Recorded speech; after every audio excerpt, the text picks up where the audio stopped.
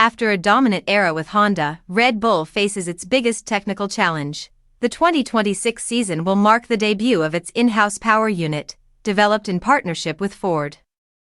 While Mercedes team principal Toto Wolff famously remarked the project has Mount Everest to climb, Ford Performance Director Mark Rushbrook expresses cautious optimism about the preparations. The ultimate test, however, is still to come. Rushbrook acknowledges a palpable level of nervousness and anticipation ahead of the car's first track test in Barcelona. While computer simulations and lab work have been extensive, the true picture only emerges when all the components come together on a real racetrack. The development has followed a meticulous, step-by-step process.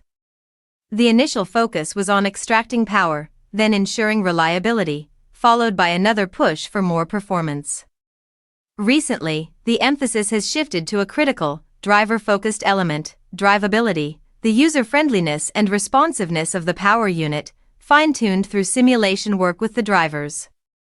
A key unknown is how Red Bull Ford's internal combustion engine, ICE, will stack up against established manufacturers like Ferrari, Honda, and Mercedes.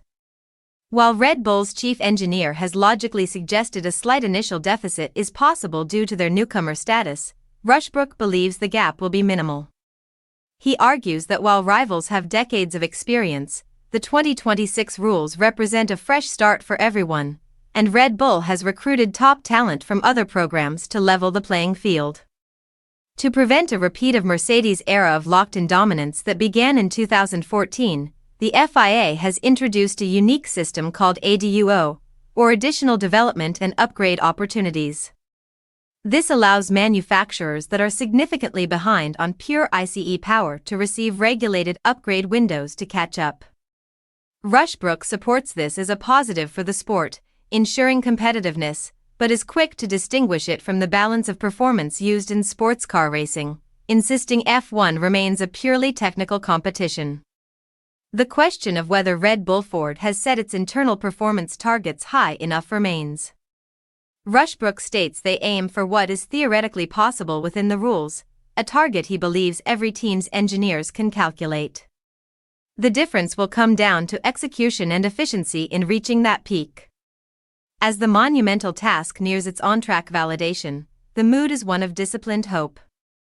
Rushbrook agrees with Wolff's Mount Everest analogy, acknowledging the scale of the startup endeavor. Yet, with preparations on schedule and a team of experienced personnel, Ford is optimistic about its return to Formula One. The final verdict, however, will only be delivered when the new Red Bull Ford powertrain's engine fires up for real in Barcelona.